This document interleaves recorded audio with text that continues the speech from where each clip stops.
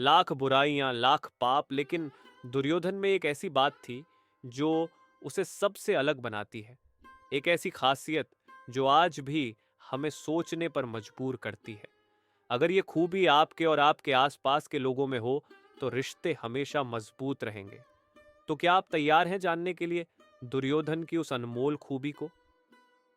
तो दोस्तों, वो खासियत तो और कुछ नहीं बल्कि दोस्ती ही है। पिछले वीडियो में हमने कर्ण की गाथा की बात की थी और ये कहानी वहीं से शुरू होती है।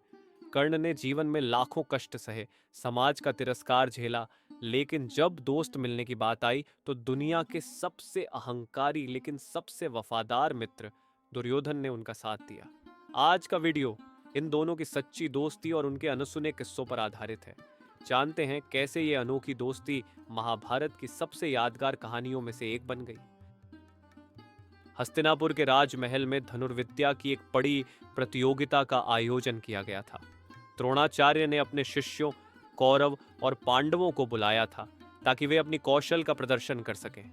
जब अर्जुन ने अपनी धनुर्विद्या से मछली की आंख फेंककर सबको प्रभावित किया, तभी एक अनजान योद्धा ने सभा में प्रवेश किया। वह योद्धा था कर्ण। कर्ण ने अपने धनुष और तीर से अर्जुन को मुकाबले के लिए ललकारा। उसकी चुनौती ने सभी को चौंका दिया, लेकिन जब कर्ण ने अर्जुन से बेहतर प्रदर्शन किया तो सभा में सवाल उठे। जब कर्ण ने अपने कौशल से अर्जुन को टक्कर दी, तब भीष्म और द्रोण ने उसे रोका। उन्होंने कहा, तुम सूत पुत्र हो, तुम्हें इस सभा में मुकाबला करने का अधिकार नहीं है।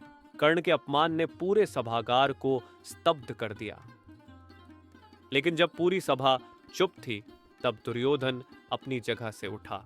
वह सीधे कर्ण के पास गए और कहा, योद्धा की पहचान उसकी जाति से नहीं, उसकी शक्ति और साहस से होती है। अंग देश का राज्य मेरे अधिकार में है कुलगुरु। दुर्योधन ने घोषणा की कि वह कर्ण को अंगदेश का राजा बनाएंगे।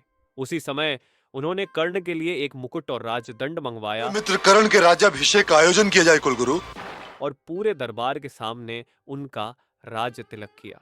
दुर्योधन ने कहा, अब कोई यह नहीं कह सकता कि कर्ण को राजाओं के साथ खड़ा होने का हक नहीं है। अंगराज कर्ण की जय। दुर्योधन और कर्ण की दोस्ती सिर्फ शब्दों तक सीमित नहीं थी। यह हर युद्ध, हर चुनौती और हर अपमान में दिखाई दी। ऐसे कई पल आए जब दुर्योधन और कर्ण ने एक दूसरे के लिए दुनिया से लड़ाई लड़ी।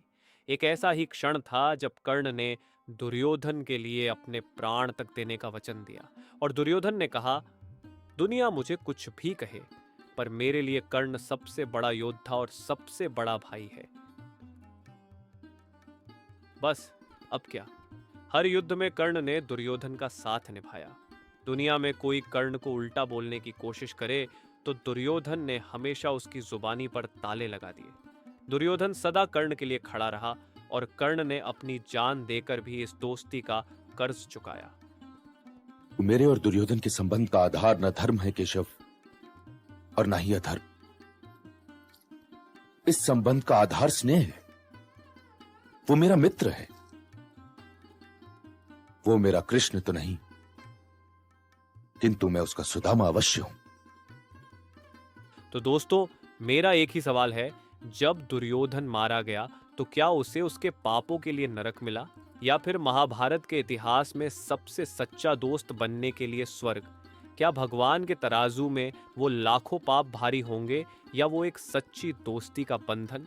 अपनी राय कमेंट में जरूर बताएं। क्षत्रियों के समाज ने मुझे केवल इसलिए नहीं स्वीकार किया ना कि मैं एक सूत पुत्र हूं, परंतु दुर्योधन ही एक अकेला क्षत्रिय है जिसने कभी भी मेरे और उसके बीच इस विशेषण की दूरी